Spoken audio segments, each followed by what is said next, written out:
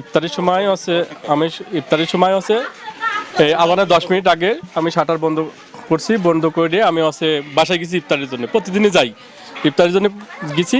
পরে আজানের আগেই মানে আজান দিয়ে গেছে, দিয়ে দেওয়ার পরে তারপরে একটা লোক যা বলছে তোমার কাকা তোমার দোকান চুরি হয়েছে, মেহেদি সব নিয়ে যাচ্ছে, মেহেদি সব নিয়ে গেছে। পরে আমি এসে দেখি লোকজন সবাই, এখন ওটা জিজ্ঞেস করলাম কি বললো, বললো যে মেহেদি এসে এই যে কাদের খার সওয়াল, কাদের খার বাপের নাম কাদের খা, ওর ছেলের নাম আছে মেহেদি।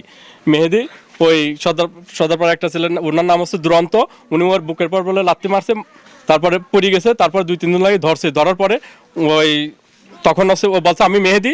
মেহেদি এলাকার মানে সব জায়গায় চুরি মুড়ি করে বেড়ায়, সব জায়গায় চুরি মুড়ি করে গাঁজা খায়, মদ খায়, এই বাবা বেচে। তারপরে মানে সে ওই দেখার পরে ওটা দেখি একটু ভয় পাইতো সবাই, একটু প্রভাবশালী, এই জন্য পরে ওর সাইড দিতেছে। যারা ধরছিল এদের বাড়ির আশেপাশেরই লোক, পরে ওর সাইড দিতেছে। আমার এখানে কালকে ব্যাংক থেকে 2,60,000 টাকা তুলে নিয়েছি, ইসলামী ব্যাংক থেকে। আমার এখানে সেই টাকা ছিল এবং মোবাইল কার্ড ছিল 1 লাখ টাকার। আমার এখানে আমার ডিলারশিপ আছে 4টা, আমি এখানে ব্যবসা করি।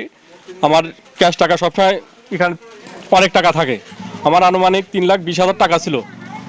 এই 5টার সময় আমার ভ্যান বাইরে হয়, ব্যবসা আছে, ভ্যান বাইরে হয়। উনি প্রায় 22,000 কয় টাকা দিয়েছে। আরও ক্যাশ টাকা ছিল, আরও কালকের যে টাকা ছিল সব টাকা আমার ব্যাগের ভিতরে ছিল, সেই ব্যাগ সহ ও নিয়ে গেছে।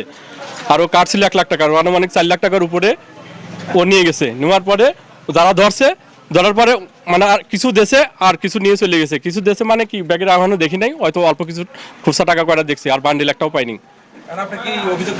হ্যাঁ, আমি থানায় ফোন দিয়েছিলাম, 99 নাম্বারে 999 ফোন দিয়েছিলাম। পরে ওখান থেকে এমার্জেন্সিভাবে আইসে পাংশা দারোগা, নাম হচ্ছে কি শরীফুল ইসলাম, উনি আসছিল এখানে প্রায় আধা ঘন্টার উপরে ছিল। থাকার পরে উনি সব কিছু লিখে টেকে নিয়ে গেছে।